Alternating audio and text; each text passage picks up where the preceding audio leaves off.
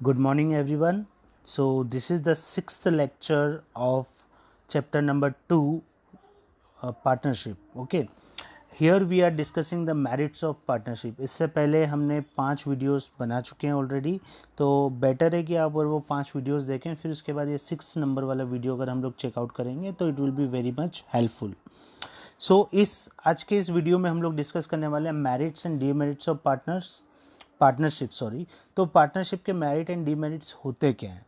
तो अगर हम फर्स्ट बात करेंगे कि मेरिट में it is very much easy to form. Partnership क्या होता है? It is very much easy to form. अच्छा, होता क्या है इसके लिए मैं आपको वापस से एनसीईआरटी की बुक पे लेके चल रहा हूँ, और ये जो पीडीएफ है मैं आपको सेंड कर दूंगा, तो आप इस पर नोट्स बना लीजिए. इसके थ्रू मैं आपको एनसीईआरटी बुक के थ्रू लेके पढ़ा रहा हूँ वापस. ठीक है, here we are. So these are the merits of partnership business, and according to the NCERT we are reading. So first, merits. Ease of formation and closure. Partnership में होता क्या है कि जो पार्टनरशिप बिजनेस होता है इजी टू फॉर्म होता है, क्योंकि हमने अभी यहाँ पे यही बात बोली है कि रजिस्ट्रेशन जो होता है वो ऑप्शनल होता है. आपको पार्टनरशिप फर्म का रजिस्ट्रेशन नहीं करवाना, और डीड भी अगर आप बनाना चाहें तो ऑप्शनल है. डीड क्या होती है? एग्रीमेंट. आपस में जो एग्रीमेंट बनेगा, डॉक्यूमेंट साइन होंगे, वो भी ऑप्शनल है. अगर आप चाहें तो ओरल भी बना सकते हैं, रिटर्न भी बना सकते हैं, there is no problem. So easy of formation and closure, और क्लोजिंग भी उसी तरीके से कर सकते हैं हम लोग. फिर हम बात करते हैं बैलेंस डिसीजन मेकिंग. होता क्या है कि पार्टनरशिप फर्म में सारे पार्टनर्स एक साथ मिलकर डिसीजन मेकिंग करते हैं, इसलिए यहाँ पे जो भी डिसीजंस होते हैं वो सारे बैलेंस्ड डिसीजन मेकिंग होता है. More funds. हमने बोला कि we can include number of partners. हमने बोला मिनिमम 2 पार्टनर्स और मैक्सिमम 50 पार्टनर्स को हम लोग इंक्लूड कर सकते हैं. तो जब एक से ज़्यादा, जब हम बात करें 2 या 2 से ज़्यादा, 3, 4, 5 जितने भी पार्टनर्स आएंगे, obviously they will bring some kind of funds. और जब वो फंड्स लाएंगे तो ऑब्वियसली बिजनेस के अंदर फंड्स जो हैं वो ज़्यादा से ज़्यादा इंक्रीज होंगे. नेक्स्ट हम बात करें sharing of risk.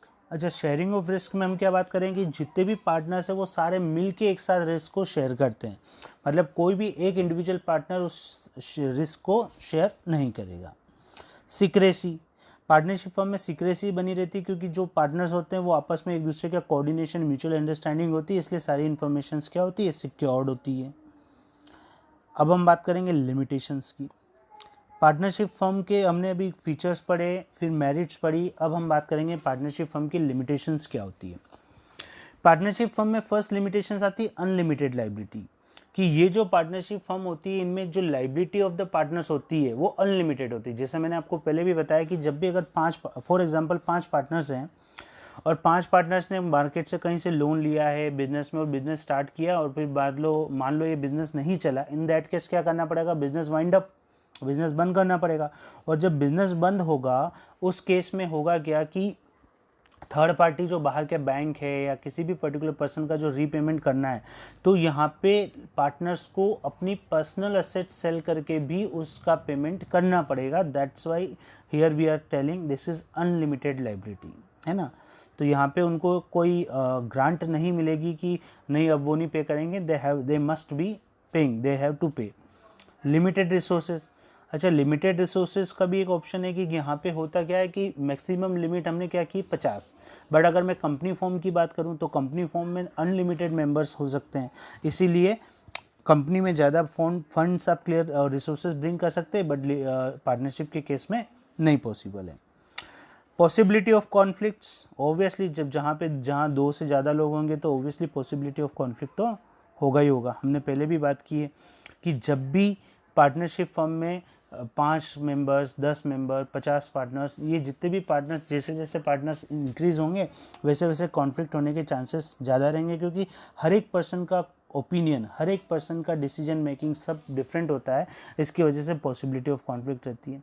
Lack of continuity. हमने पहले ही बोला है कि लैक ऑफ कंटिन्यूटी मतलब डेथ हो जाए, इंसैनिटी हो जाए, या कुछ भी किसी भी कंडीशन में पार्टनरशिप फर्म का एग्रीमेंट कैंसिल करना पड़ेगा, और जो डिसीज्ड पार्टनर है यानी जिसकी डेथ हुई उसको हमको क्या करना पड़ेगा?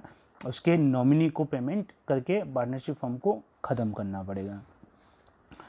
अब आते हैं हम लोग लेक ऑफ पब्लिक कॉन्फिडेंस। अच्छा, पार्टनरशिप फर्म में लेक ऑफ पब्लिक कॉन्फिडेंस क्यों होता है? लोग उसमें पैसा लगाना नहीं चाहते या पार्टनरशिप और पार्टनर्स ऐड होना नहीं चाहते? क्यों नहीं चाहते? बिकॉज कि पार्टनरशिप फर्म को कंपलसरी नहीं है एक्ट के अंदर रजिस्ट्रेशन करना, और जब एक्ट के अंदर रजिस्ट्रेशन नहीं करेंगे तो वो अपने रिपोर्ट्स यानी कि फाइनेंशियल स्टेटमेंट्स जो होते हैं, यानी कि बैलेंस शीट और ये सब भी मार्केट में वो लोग प्रोड्यूस या लोगों को नहीं दिखाते हैं, गवर्नमेंट ऑफ इंडिया को नहीं दिखाते। इन दैट केस क्या होगा कि लोगों को पता नहीं चलेगा कि कंपनीज कितनी ग्रो कर रही है या नहीं कर रही है। In that case it is kind of a lack of public confidence, it's an limitation of partnership form. ठीक है, आगे हम अगले टॉपिक में स्टार्ट करेंगे टाइप्स ऑफ पार्टनर्स के साथ। Okay, thank you.